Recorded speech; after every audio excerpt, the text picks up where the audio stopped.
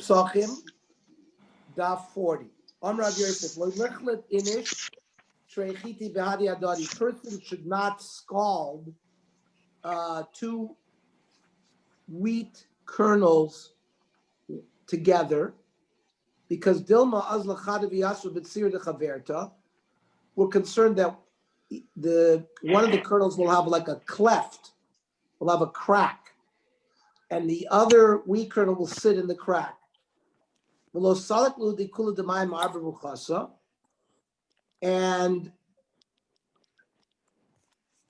we said that if you scald with hot water wheat, it won't become chametz. But the problem is, with one of the kernels sticking into the crack, that crack will not be scalded, and therefore it's going to be prone to becoming chametz.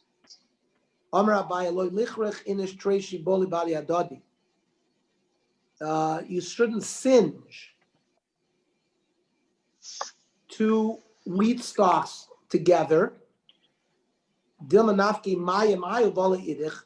Some water or juice will come out of one stalk, go to the other, and cause the other to become vasil. Rava doesn't agree.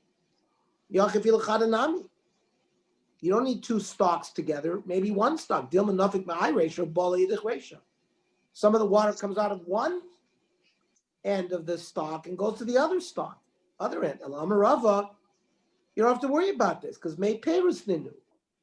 We already learned that the fruit juice is not machmitz, and juice coming out of a wheat stalk is may perus, right? May perus ain't a machmitz. So Rava trounces Abaya, and v'hodr be Abaya me'ayi. Abaya changed his mind. Agav miglayu lo machmatzi.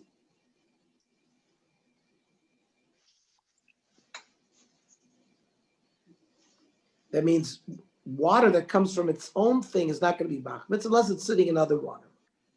Dorma Abaya hai chatzva da vishna.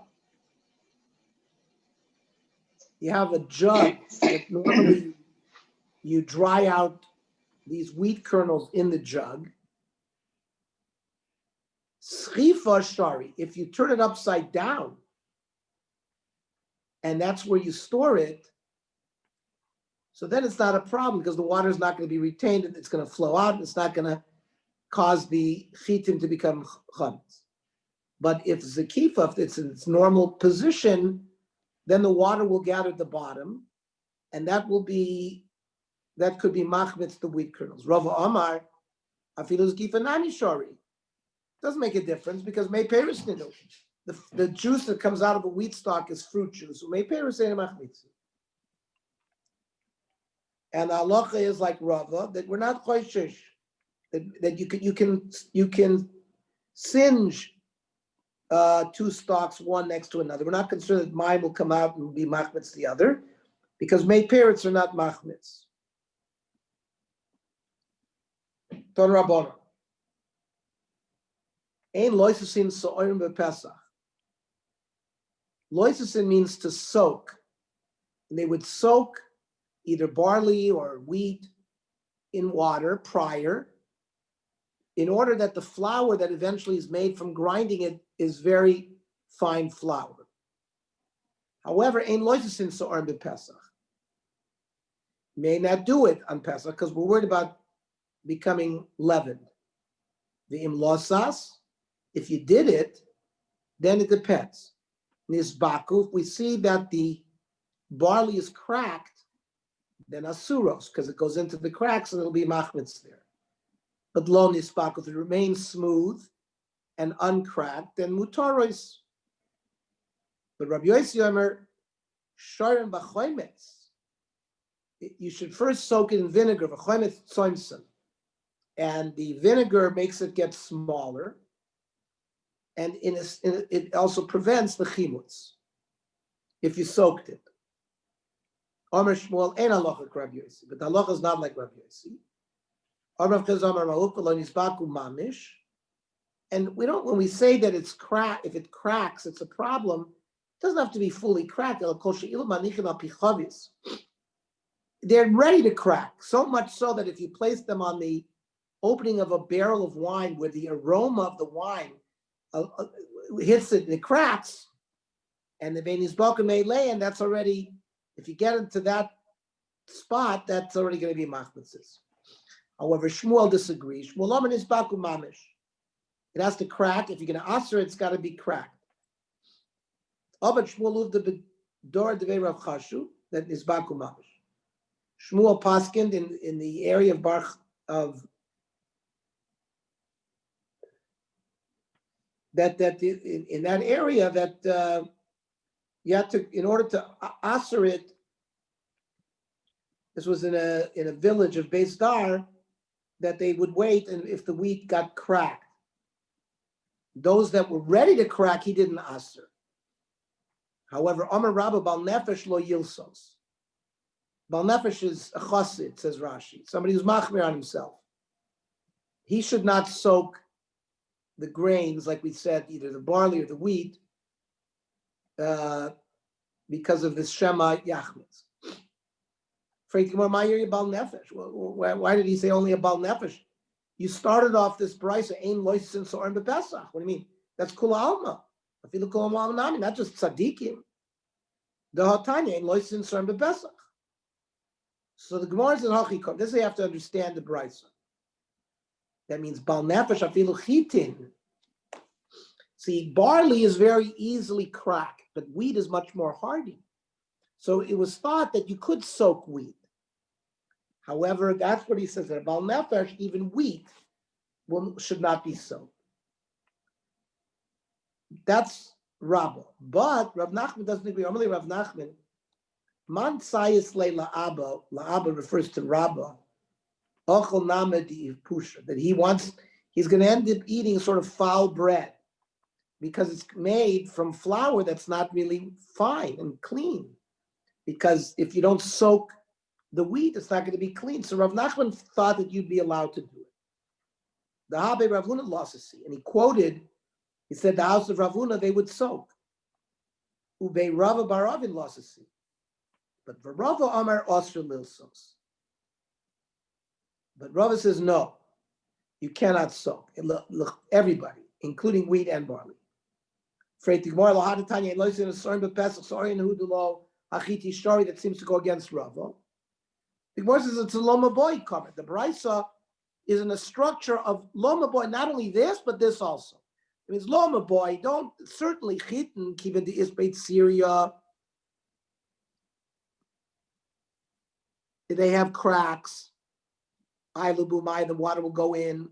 But maybe you'll think of sorry, the Shi'i that they're smooth, Amish Aperdami, Kamash Balon, that they're both usher. Yet, Hodr on the Rava. Rava changed his mind and he said, Mutter lil toys. That you're allowed to soak. The Tanya, because it says in the Brisa, Yoitzin bepas nekiya vadra.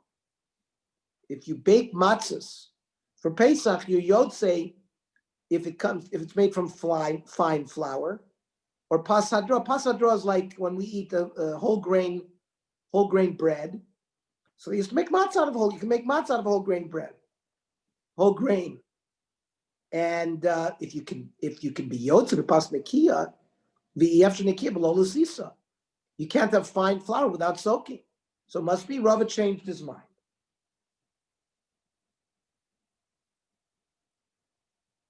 And even though it seems from the Maskana here that it's permitted, the Shulchan Aruch says, Ein loisasin. You cannot soak lo chitin v'lo soren b'Pesach. She'af she'maskana is like more la'atir l'sisas chit b'chom mikol makom omer ha'go'onim osra ha'go'onim l'ilsois. So it's a later Gzeira, in the period of the Gaonim, right? From the year 500 to 1000 was the Gaonic period. And in that period, they assered Eisvei Rav Papa Rava. So Rava asked the Kasha. Rav Papa asked the Kasha on Rava. At Kmachim Vaslois and Shon Nochrim, you buy either flour or even flour from Goyim.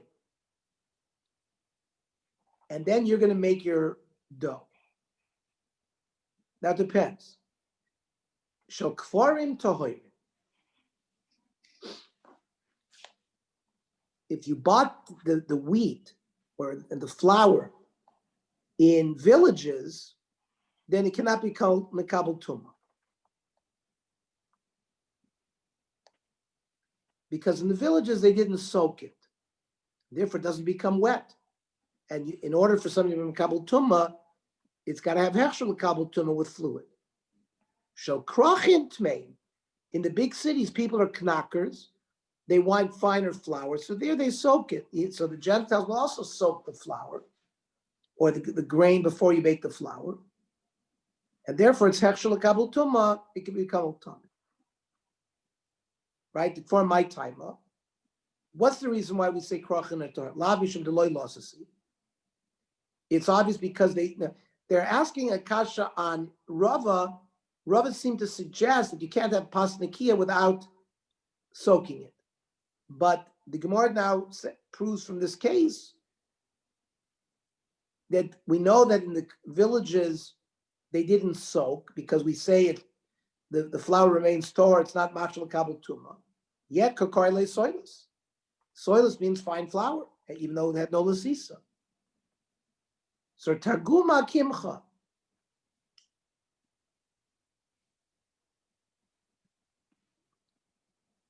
Kemach is not necessarily fine. It's flour. It's not fine flour. But soilus, fine flour will always be tameh because they always soak it. So it's not a kasha on Rav. However, Basar Dinafik Omar, when he left, he said, "My time, why didn't you ask him a kasha from here?"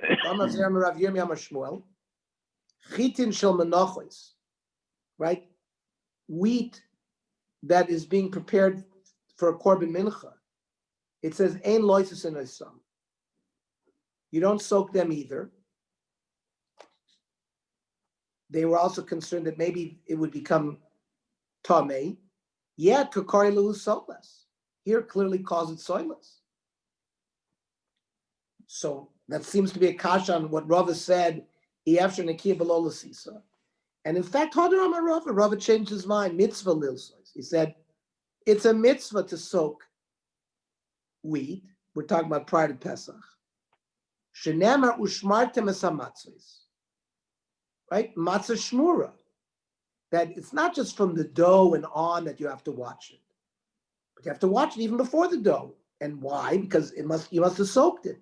But then you have to pay attention that it doesn't become chametz. Right? Ilo de boy l'sisa. If it didn't require soaking, shimer l'mai, then what are we showing there? Shimer delish, if we're talking about watching during the kneading process, so shimer delish love shimer. That does not shimer. That's something else. Let's say you buy dough from a Gentile. So the night of Pesach, you can eat it. However, but you have to eat a kazayas matzah that you prepared as a why? Because you are going to be shomer that matzah for matzah's mitzvah. The Gentile just makes regular dough. He doesn't have kavanah for matzah's mitzvah. So they're kosher. You can fill your stomach with it, but you're not going to be yotzei shmiras matzahs. Right? Bachrona, meaning at the end of the meal when you eat it with the korban pesach, yes. Rishon lo, my time, why not? Because you didn't do shimur from the dough and on. It means it needs shimur even before. More of a levad shimur. What's wrong with watching it from when you bake it? Right? So it's not called shimur. Lav shmami or shimur mi korbina. You need shimur even from the moment that you harvest it, which is our shmura matzah. The shmura matzah is watched from the time of harvest. And different stages, including the stage of when you soak it. So the Gemara says, "Umimai." Perhaps there's not proof from there because Dilma Shani Asam did beidna the nachas l'shimur lo avid lo shimur.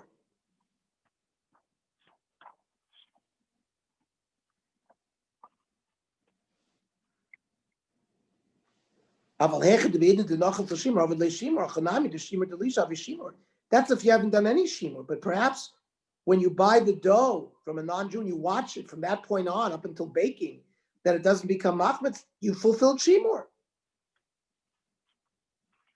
But Rava didn't get dissuaded. The Amrlu lahanu demabchi kipi. That means those people who would stand up the stalks in the field in a way that they should not become wet, he would tell them, Ki mafchisa afichu l'shemutzu. You should have in mind l'shem shmiras hamatzis. Al maksaver shmir mikor mitchilos v'atzofu b'inam. Shmura matzah requires shmira from the beginning until the end. The Shulchan Aruch paskins chitin she'oisin mehen mitzvahs lemitzvah. Toiv l'shamrin shelo yiplu aleim mayim mishas k'tzirasim. You should make sure that water didn't fall upon it from the time it was harvested. The lefachos mishat china, at least from the time that it was ground. Then it says v'yesha machmir alatzman she'ei mishtamshin klal b'matzis acheres. Some don't use any other matzahs except for shmur matzah, but that's yesh machmirin. But everybody holds that for matzahs mitzvah, the night of Leila Seder, that at least those matzahs have to be shmur matzah. Marbrei Ravina, man kasalei ime ba'arbi. That means when they were harvesting wheat, they would bring to the boat. They would bring special kalim to put the chitim in there to watch them, so that they won't become touching water. Hahu arba dechiti. There was a boat that was carrying a lot of wheat. The tova b'chish, it sunk in the river Chishta. This was prior to Pesach. Shaya Rava l'zvun l'nochrim. Rava permitted to sell this, to salvage this wheat, to sell it to goyim.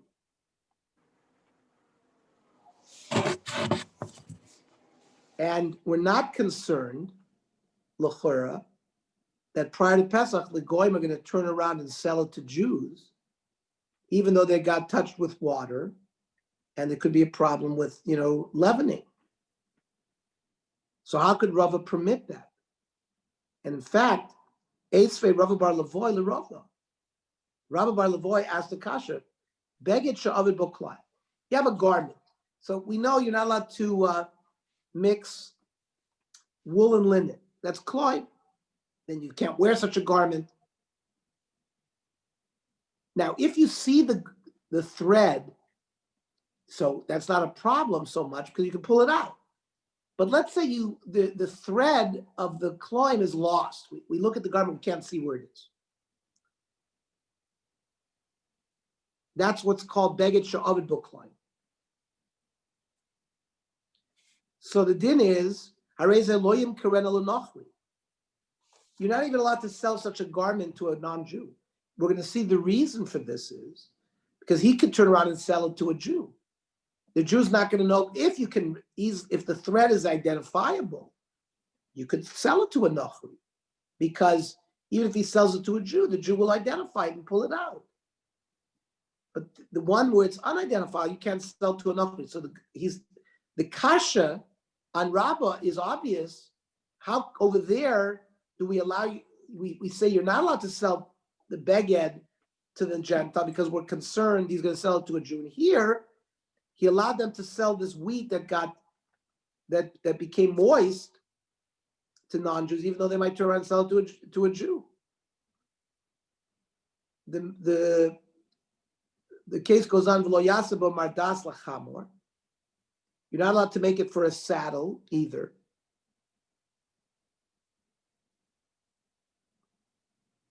You might sit on the area from there, from the climb, and benefit from it. Right? You could use this beged for a shroud for a dead person, because of course a dead person is not shomer mitzvahs. So my time out law. Now, why couldn't you sell this beged to a Gentile? Lav mishum dadim is Abel Yisrael, because he could turn around. But Ernie, aren't we doing the mitzvah by burying the dead? Isn't that, whether it's mace mitzvah or tahara, isn't that a mitzvah on us? Yeah, but the problem with Kloim, Kenny, we cannot wear it. So when we wear it, we're over a lav. Okay, so the mitzvah is wearing it. So the issue is, can you put this kind of beggar on a mace? The answer is you can. Can you get benefit from it? Can you sell it? Yeah. Kloim, it's not. You can get, but it's not even nobody's benefiting. Mitzvah's lav lahenesnit. It's not considered anah when you do a mitzvah. Benefit means you have to benefit either by eating it, anointing it, money-wise. But if you do a mitzvah with something, it's considered mitzvah's lav lahenesnit. That's number one.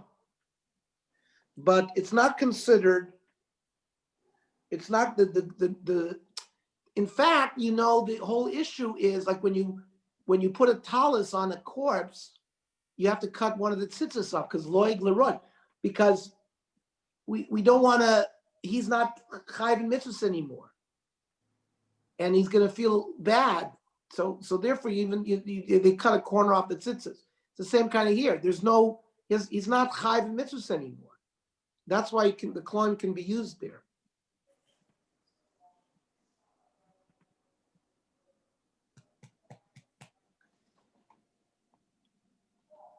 No one has to remove the Rashi says nobody has to remove the thread there.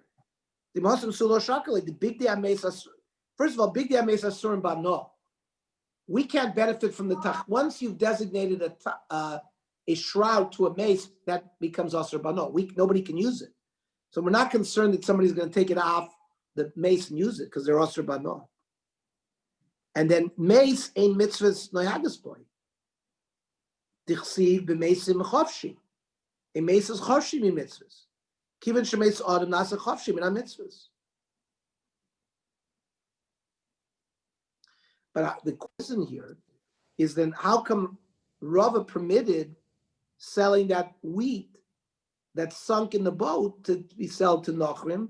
The Nochrim will turn around. Here by the climb we said you can't sell it to a Nochri because he's going to turn around and sell it to a Jew, and the Jew's not going to know. Well, how come here he allows it? So Haram Rava. So Lezvinu Kaba Kabli Yisrael, you can only sell small amounts individually, not one, because that way it's going to get finished prior to Pesach. So it's a special technicality why we're allowed to do it. Torah Rabbanan. Ein molnas hakeder Pesach. Melila is like adding flour, like when you make a roux, like the chefs, when they're making a sauce and they thicken the sauce by putting some flour in there. So the din is you're not allowed to do that on Pesach. Because, it's going to be a problem with water and it's going to be machmitz.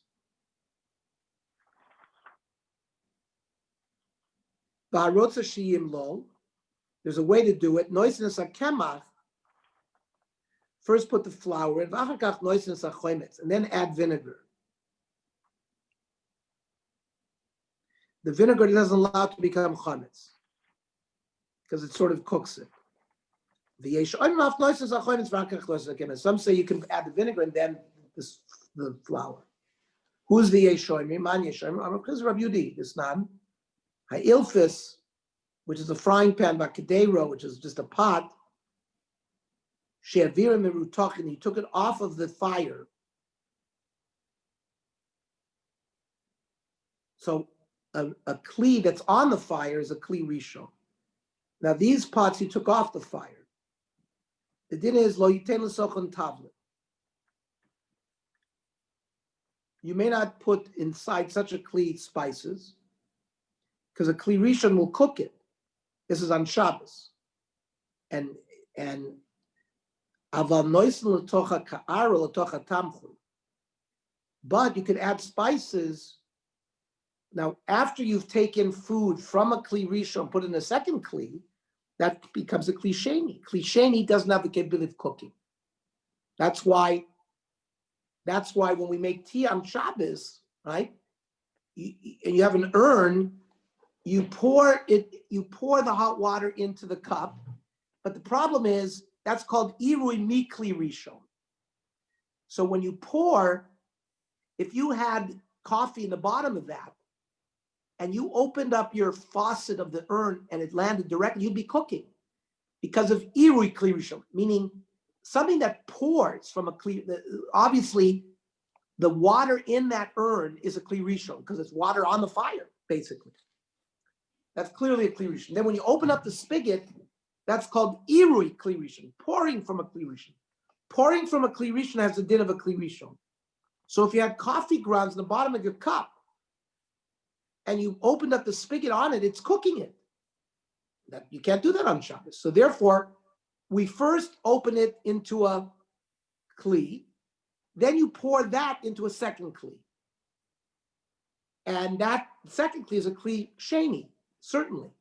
Now, the second kli, even the first kli is a kli sheni. It's not a kli. So technically, if you didn't have the coffee grounds in there, that would work, because if you put the water in that kli, so even it's only when it's only when the pouring happens directly from the urn that's a problem. But if you let it sit in the first kli, so that becomes a kli sheni, then technically you can add it in there. But most can you still put the coffee first and then from the kli sheni on, or should first the water and then the coffee? No. So if you do it with if you did the irui into the first kli, and then in the second kli you had coffee there and you poured it from there, that would not be a problem. No. Even yad soledes. If you put it into the even yad soledes. Kli sheni cannot cook. The Mishnah Berurah says kli sheni cannot cook. Even yad soledes. No, if you have the kli sheni, then you pour the kli sheni into another kli, and the coffee is at the bottom. Is that Johnny, okay?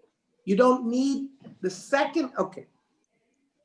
If the first cup that you pour into, the problem, if you had coffee grounds in there, it's pouring from a kli rishon. I understand that.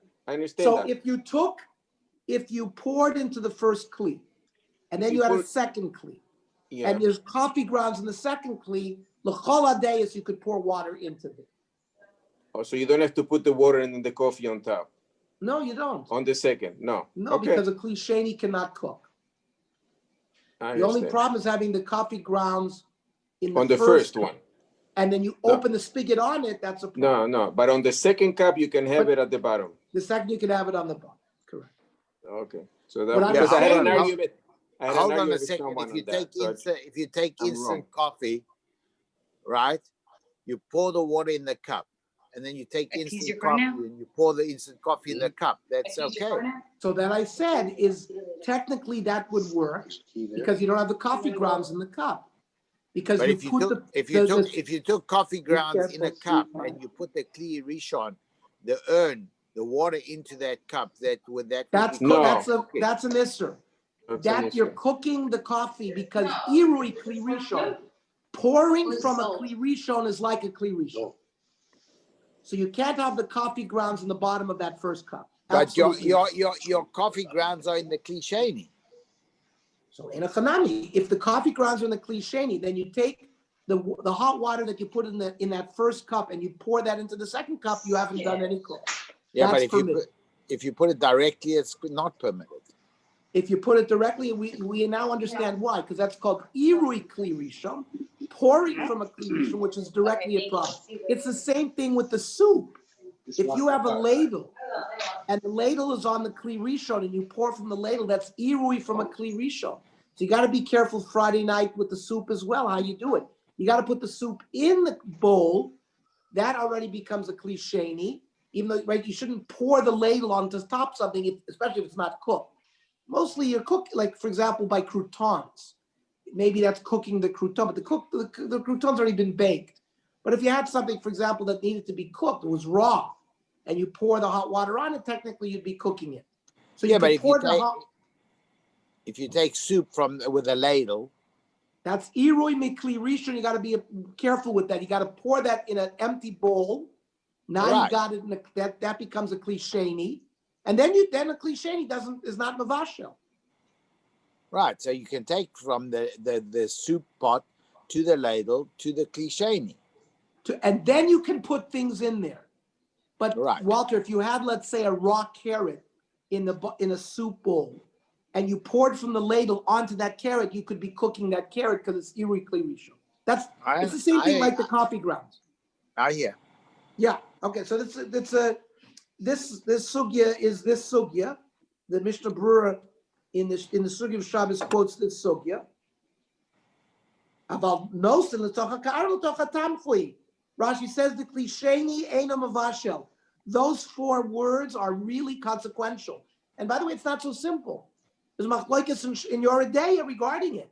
Some want a kli shlishi, but we annoy according to Ramah that a klisheni is not mavashel like Rashi, and it's not a problem. Okay, so here as well. Okay, so what were we saying? Who's the Yeshom? We say it's Rabbi Yehuda. Rabbi Yehuda milakolu noisei. You can put spices. Rashi says l'chol minei meichel u'noisen tablu b'klisheni. Chutz midavar sheyesh b'chometz v'tzir shachometz b'vashin v'afal gab shekodav. Meaning, if you have something vinegar in there, u'midavar sheyesh b'chometz v'tzir, tzir is fish juice, and that will be then the spices will cook even as klisheni. Because of charifaso, it's like roseya. So vinegar is like cooking. This only applies to bishul, ain bishul acha bishul only, but only with dry stuff.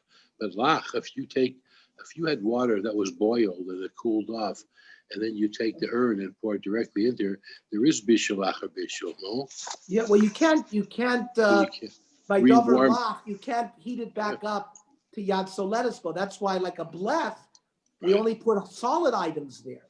Right, so that's right. But what's interesting is the Rav Moshe, Mishnah Berurah says it b'feirush, that even though a klisheni has yad soletispo, the klisheni cannot be mavashel. They knew from the physics of it that already the heat is dissipated in the walls. We went from one kli to another kli that it doesn't have the particle. So let's say you have knedlach in the second bowl because it was cooked already, but you just by the fact that you pour directly into it, you're warming up the. No, but that's already cooked. But I was talking more like a carrot. Let's say you have a raw carrot, and then when you pour something from a ladle that came out of the kli rishon, then you have irui kli rishon. Then you have a chashash of bishul there. That's all. I mean, a knedl's been cooked, so I don't, But it's cold, and you're heating it up by pouring it with let's say you have a. Okay, fine. So that's what I'm saying. You don't use it with a ladle. Make sure you have to pour it into a second kli. The kli sheni cools it off. Then you can put whatever you want into the soup there. Frank, you're more of a nukma Rabbi Yosi. Why do we say it's Rabbi Yehuda? Maybe it's Rabbi Yosi. Just not Rabbi Yosi Oimer. Shoyren b'chometz. The wheat can be soaked in vinegar. V'chometz tzoimson, and then the vinegar makes it shrink and it prevents it from chometz. So why does it have to be Rabbi Yehuda? It could be Rabbi Yosi. So kiyash bin Rabbi Yosi. That's only if you have vinegar and wheat. There's no other mixture. But when you mix vinegar with other things, it doesn't have the same pu'ula. And ula amar echad zev echad za'az. It makes no difference. Whether you put vinegar directly with the wheat or whether you mix it, it's all prohibited. Mainly as a gzeira. Mishum, lech l'cha mina nazira schor l'karva lo tikun. We tell a nazir, stay away from a vineyard. As a geder, as a kana, as a takana to avoid isser. So here as well, we tell people to stay away. Rav Papa Shayle lebur dikni de beiresh kalusa lemimcha keder b'chasisi. Rav Papa allowed the chefs in the house of Reish Kalusa to add chasisi, that sort of parched flour. I mean, there are avodim there who work, and they're not very careful in mitzvahs. Why are you allowing that? Rav himself did that.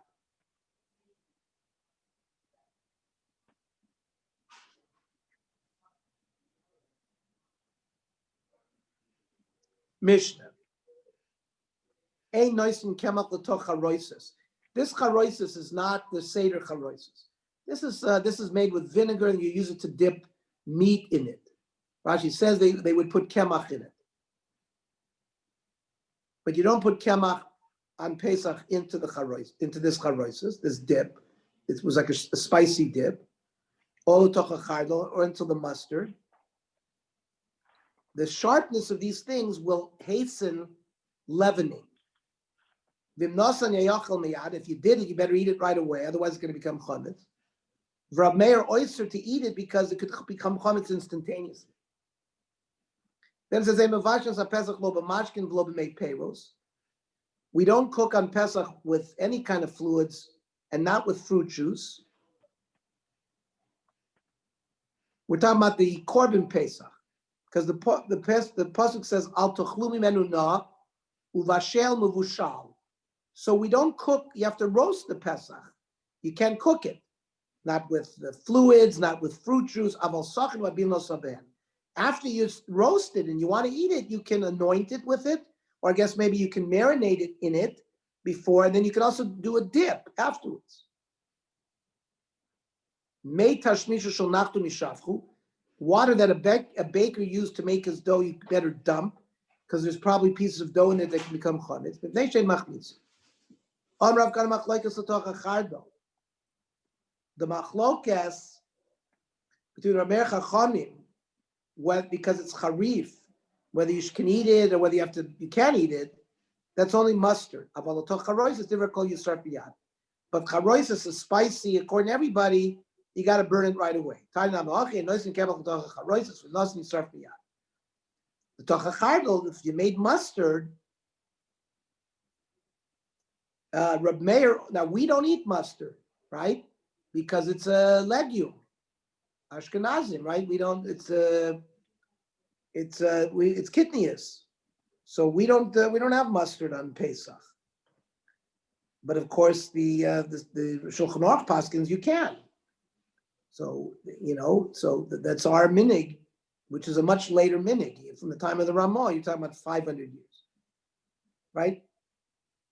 The tochachar Reb Meir oimer yisraf biyad. Chachamim yechol can eat it. Rav Nachman Shmuel Loch Divrei Chachamim. Rav Nachman Yitzchak Ravuna Bred Rav Yehuda. Is it a charoises kamam or a chava kamam? We'll see tomorrow whether halacha goes on the chardol or goes on the. The din is you're not allowed to cook the Pesach with any kind of fluid, but you can anoint the meat before you roast it.